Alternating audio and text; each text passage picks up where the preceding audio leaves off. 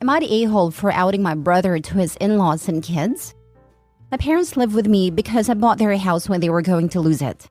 They were going to lose it because of all the money they spent keeping my brother out of jail and keeping him in rehab.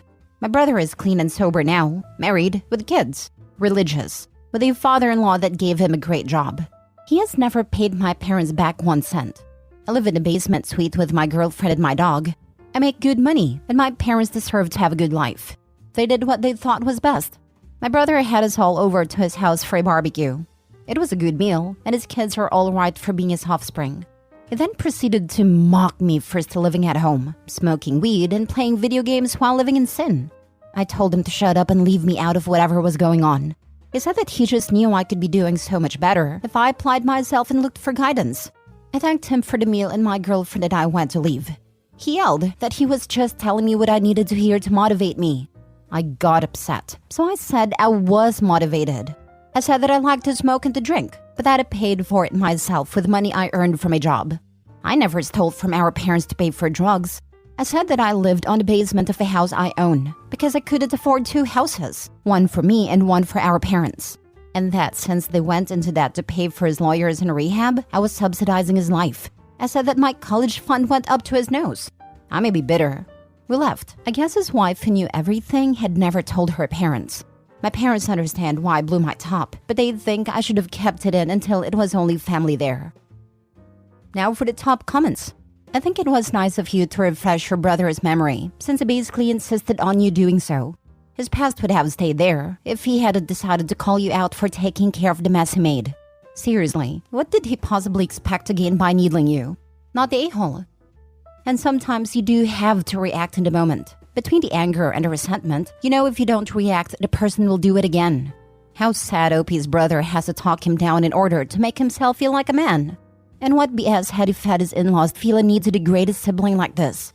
It is not like OP failed to try biting his tongue and leaving. He did try that. Bro persisted and demanded a response.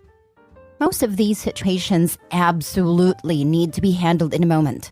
If it's okay for OP's brother to berate him in public, it's perfectly fine for him to respond in kind. Shame on the parents for still taking the brother aside after everything OP has done for them. Your brother has rewritten history in his head so that he's the better child. It allows him to hold himself up higher than everyone else, ignoring everything that you and your parents did, especially everything that you gave up. Honestly, the fact that you did such an amazing thing for your parents after they essentially forfeited your future for him and his drug habit speaks volumes about you. Your parents need to understand that keeping things in is what brought stuff to here. To them, losing their home because they were so focused on fixing your brother and giving him every possible chance that they didn't care what happened, even though it doesn't seem to care how any of that impacted anyone else. Not the a-hole. No greater hypocrite than a reformed addict. Religious reformed addict. That's at least one level up. And then what happened? Not much. My brother is mad at me for talking about his past. My parents understand why I did what I did, but they said I should have walked away. I think I probably should have just left. No, you absolutely do not have to eat this nonsense. You deserve that little reality check. Not the a-hole. Next story. Am I the a-hole for telling my brother his girlfriend and daughter are unlucky to have him? I, 20 female, have a brother, Jake, 31. Jake has a girlfriend, Macy, 28 female, and they have an 8-month-old baby girl together. Since Macy gave birth, she's been living with mom and I. She has a lot of health issues that were amplified by pregnancy and labor, so we've been taking care of her. Jake still lives in their apartment on his own and comes over every so often. He is putting his all into work right now to progress his career. He is already doing quite well from what I can tell, and they are not financially struggling. He owns their apartment and can't afford to give them most things they desire, but he says he isn't where he wants to be with his career yet. Meanwhile, Macy is depressed and struggling physically too. She's on several medications and she barely leaves the house. My mom and I do 90% of the child care because Macy isn't in the state to be doing much, although she tries her best and feels very guilty for how much we've had to do to take care of my niece. My mom and I are happy to help, and Macy is kind of like a sister to me now. We're willing to do anything for her, but seeing her so lonely and unhappy is heartbreaking. My brother came over last night to see his daughter for literally 20 minutes, then he stood up to leave. I followed him out and asked where he always is, and why he isn't here with his wife who is clearly struggling and taking care of his daughter. He said he works hard and is too tired to come all the way over here after work every day, so he just comes when he can. Bear in mind, it's a 30-minute drive from their apartment to my mom's house. I said one day his daughter won't even recognize him, and neither will his wife because he doesn't make the effort to be here. He said it isn't my business, and if I'm unhappy helping them with a baby, then I should just stop, and that no one is forcing me.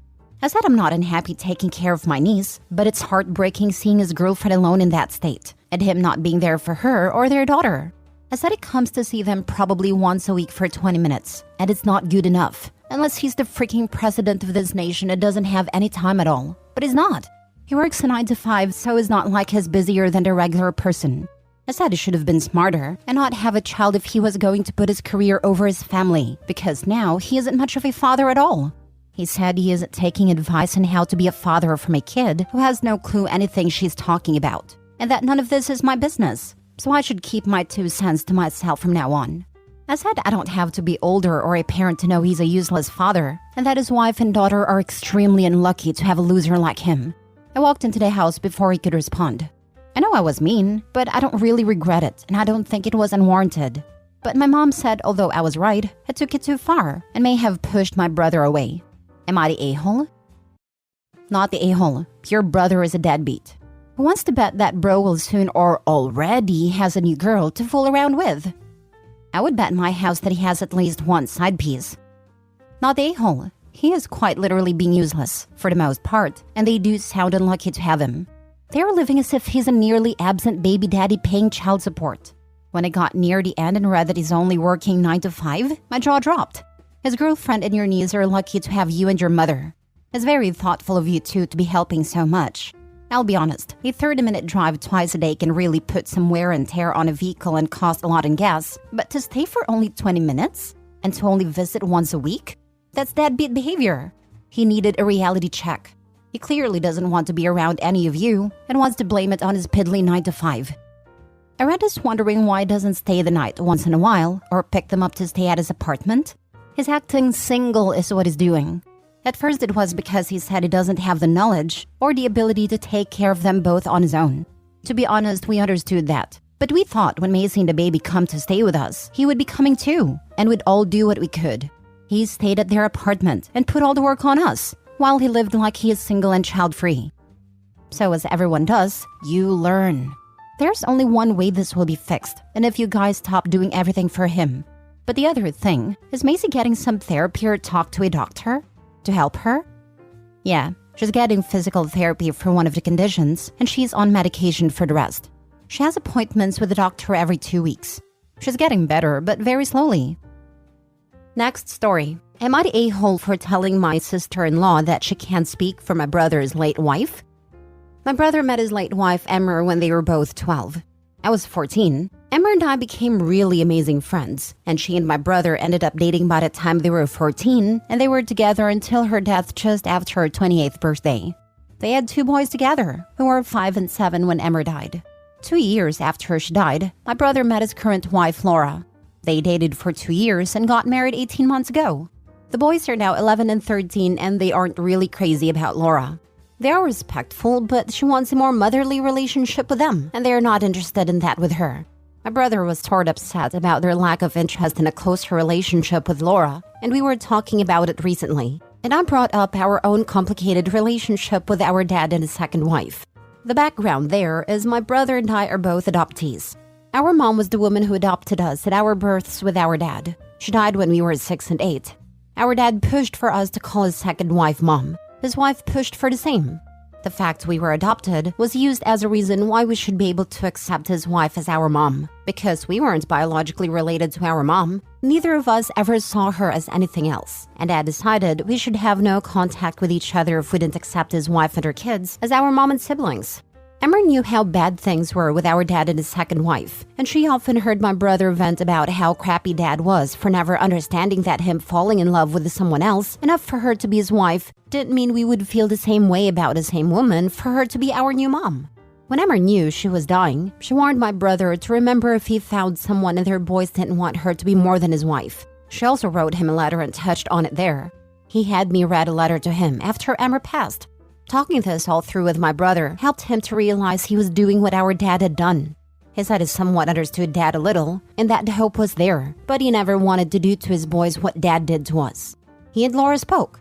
Then a couple of days ago, my brother and Laura were at my house, and she was trying to tell him that Emmer would have wanted the boys to have a second mom, and it's what all parents want. They would want someone doing that for their kids. My brother told her he knew that wasn't true. She asked if he really believed that, and said he might have picked it up wrong. I told her she couldn't speak for Emmer. I reminded her that I was present when Emmer said it, and I read a letter to my brother. She told me I should be backing her up, and if I love Emmer so much, I would agree that she would want that. My brother told her I knew Emmer. She said that didn't mean I had to accuse her so harshly. She told me I wasn't helping anyone by interfering. Am I the a-hole? Now for the comments. Not the a-hole. She can be acting like a mother to those boys without forcing them to call her such. There is a huge difference in that. It sounds almost as if she is working on the premise, if they start calling me mom, they will start believing I am one. Instead of, if I act like they are my kids, they might start seeing me as their parent. Also not to forget, even with biological parents, 11 to 13 is the start of teenage years, and it isn't specifically good period during which kids feel very fond of their parents. It is more strenuous and rebellious time even when you are blood related. I think it's even less about them calling her mom specifically. Laura's bothered by the fact they're polite to her but don't need her for anything or ask her for something when they could. They go to my brother mostly, or sometimes me or their other family. They have grandparents and uncles from Emmer's side. She feels like they are not giving her the chance to be much of anything to them, which is possibly very true, but they might never want that. She's not being someone they'd want to go to. Not the a-hole. Why is everyone pushing these kids to feel something they don't? It's awful. Forget your mom. You have a new one. They don't need that. They need love that doesn't need a definition that's only designed to make the adults feel better. Kids first. They just need love without all of this pressure. A lot of people fail to realize that things don't always slot together into a neat little puzzle. They can, and it happens, but not always. Sometimes you just have to make the best out of the pieces you have. When a piece or multiple pieces are missing, the puzzle changes. That's how I see it.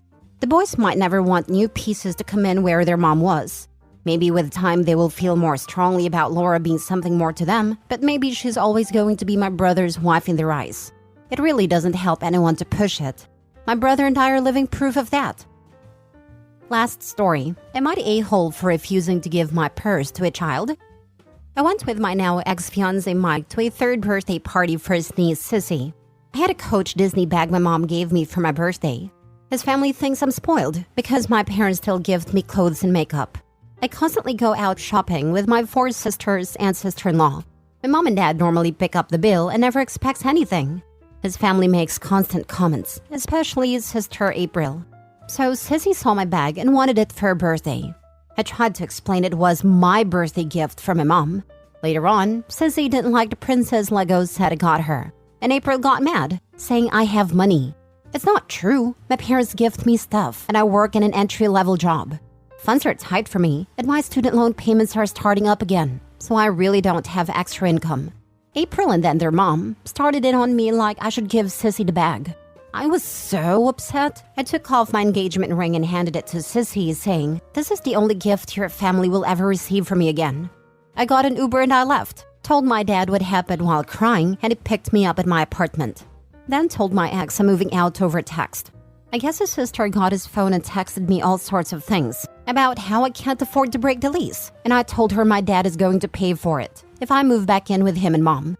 So now he's getting a half of the apartment and your daughter gets a shiny ring, and she should be thanking me. After that, my dad got movers, and because my parents got me most of the furniture, it's coming with me. My ex thinks I'm being childish and petty for taking what his family did on him. I told him he should have spoken up and stopped his sister and mom from demanding my purse. It's not like this is the first time his family acted like that, but it's the last time. Not the a-hole. Sissy is 3 and may have trouble understanding things, but it is her mom's job to make that explanation in an age-appropriate manner. You probably should have put her purse in your vehicle, where Sissy would have promptly forgot about it. Clearly, April hasn't prized Legos lately. April and her mom were so out of line. One wonders whether they were raised in a backwoods shack, far from normal human social conventions.